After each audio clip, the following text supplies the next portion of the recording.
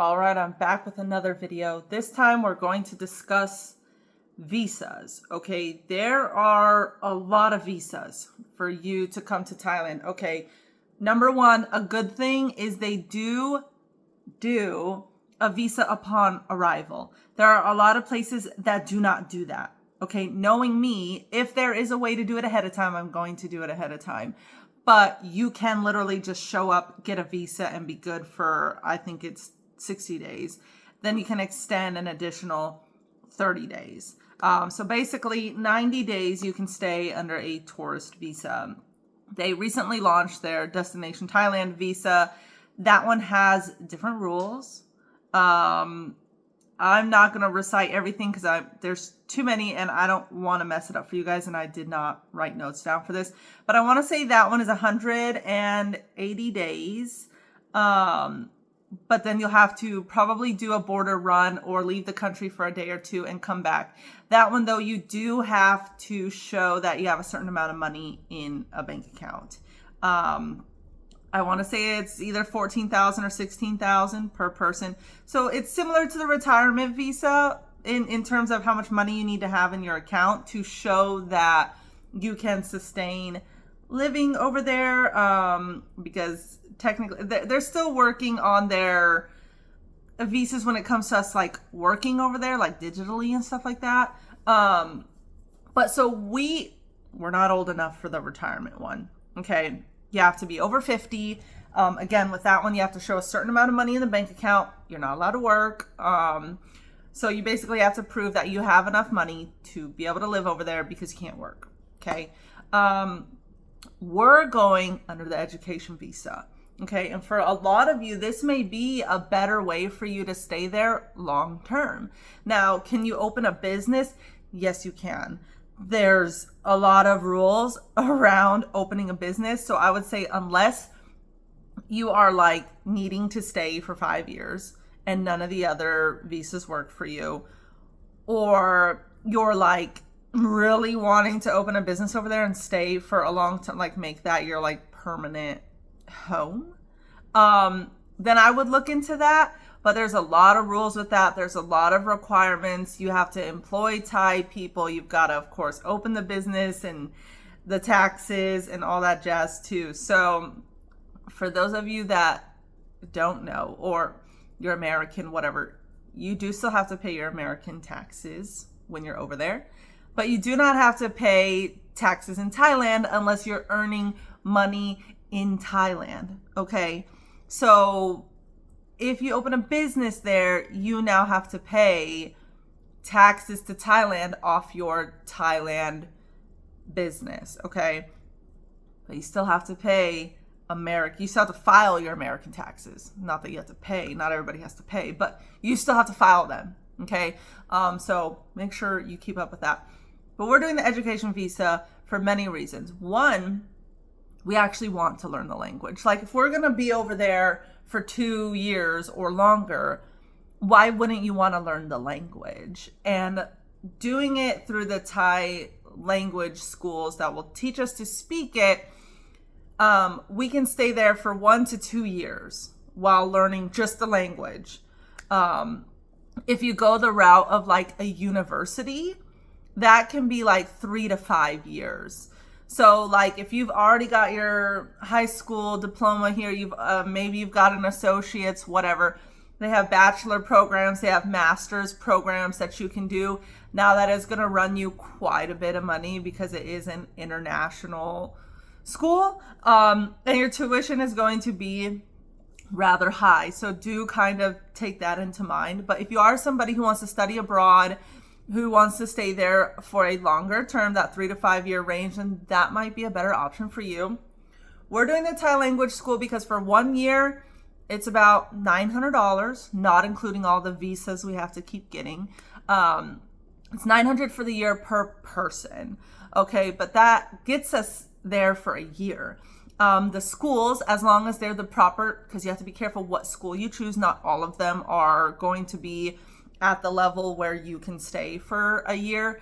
But the ones that we found, they'll actually help us with our whole entire visa process. They will send all the necessary paperwork to immigration and all that jazz. when we sign up, luckily the classes are very flexible, because I was like, well, we're not getting there till February.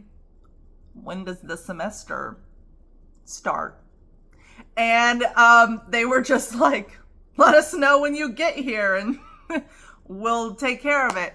So I'm a little hesitant there, just because I'm like, so we can just start classes as soon as we get there. Like, how does that work? So luckily what we're going to do is we're going to come in under a tourist visa first, because we won't have the education one until we are already there.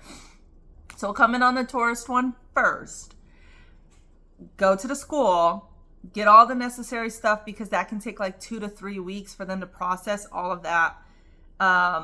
If we need to, we'll renew our tourist visa for that additional 30 days.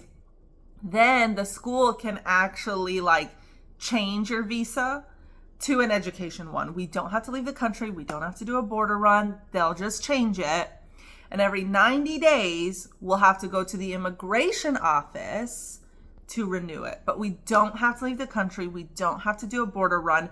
We just collect everything from the school, take it down there, pay the fee, good to go. Okay? Then when that year is up, we're going to change it to a Muay Thai visa. Now, that one may or may not require us to leave and come back. It's kind of iffy. It's saying it really kind of depends who's processing your stuff, that they may just switch you from, even though they're both considered education visas, but they'll just switch you from, hey, you're no longer going to this school, you are now doing Muay Thai down here. So, and you guys, you have to actually go to the classes, okay? School, I think you're required to go at least twice a week for the school. I think ours that we're looking at is three times a week, but they said they're very flexible, which 3 times a week really isn't that bad.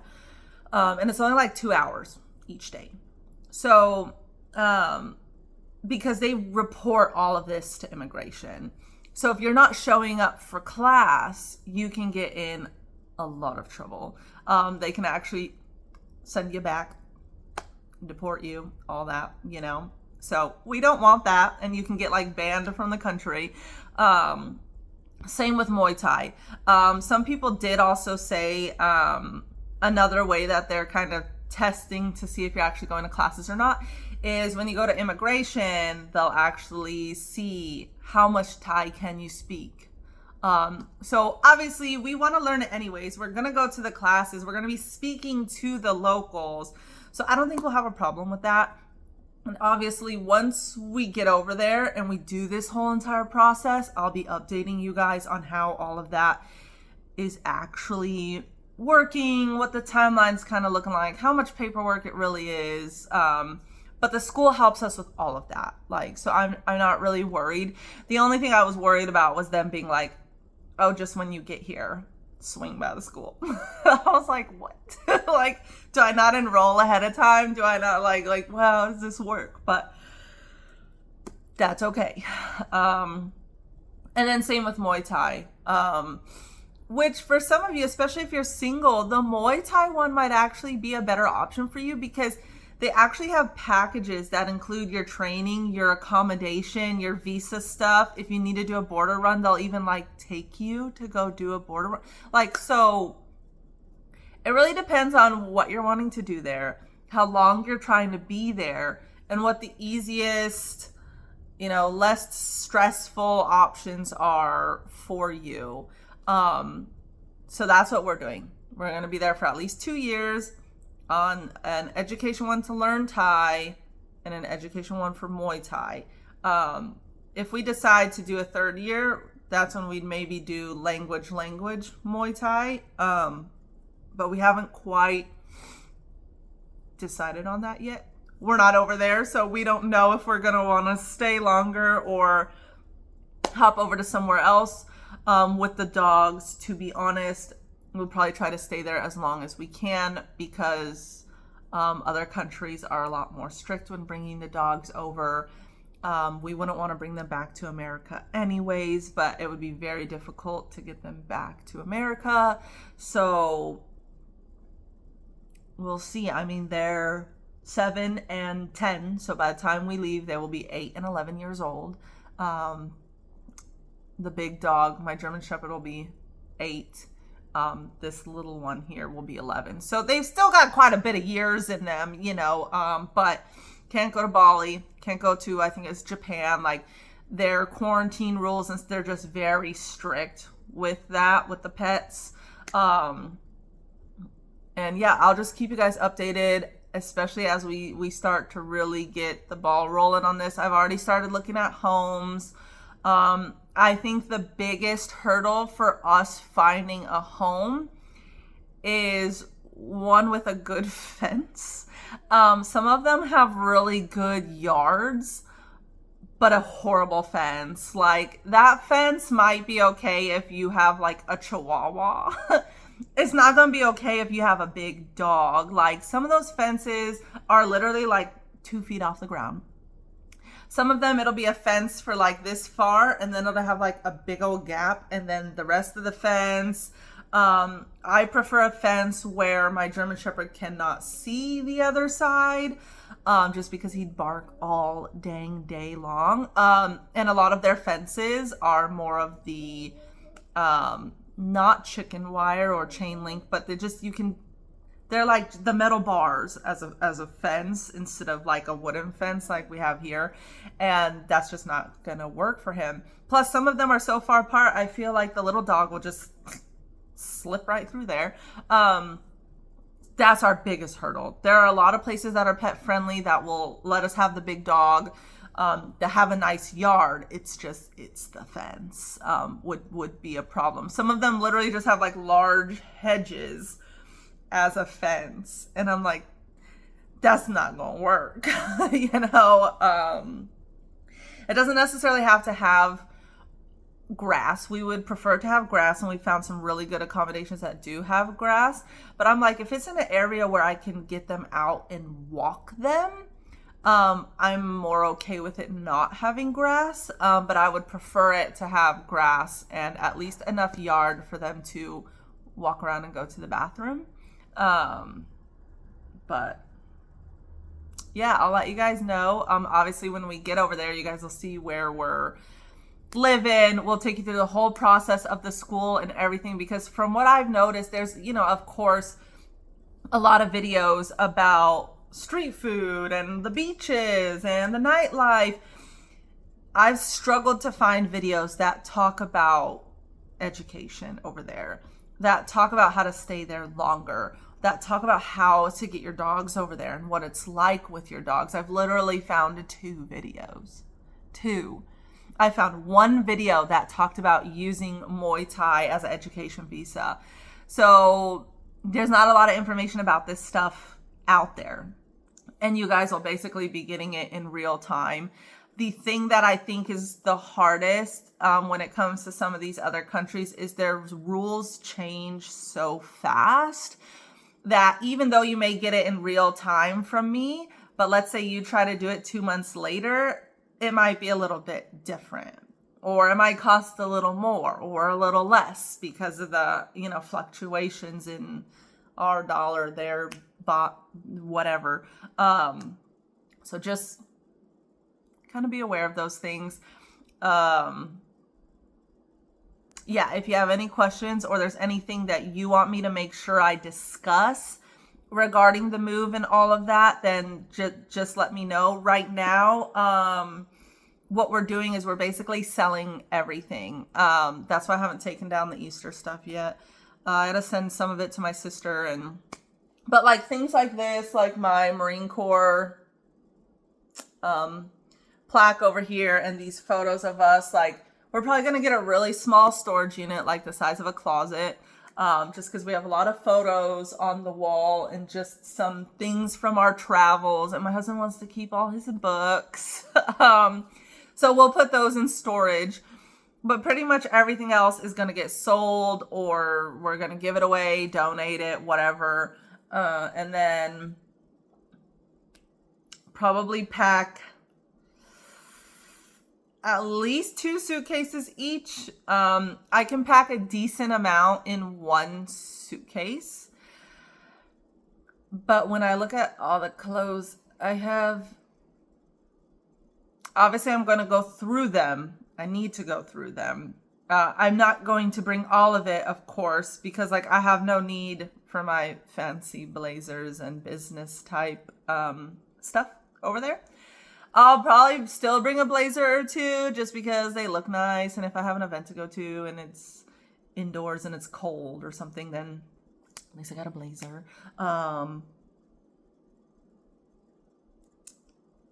The dog stuff, we'll probably put it in a tiny suitcase just because they've got some toys and things that they love and they're obsessed with. And I think it would be good to have those in such a big move like this.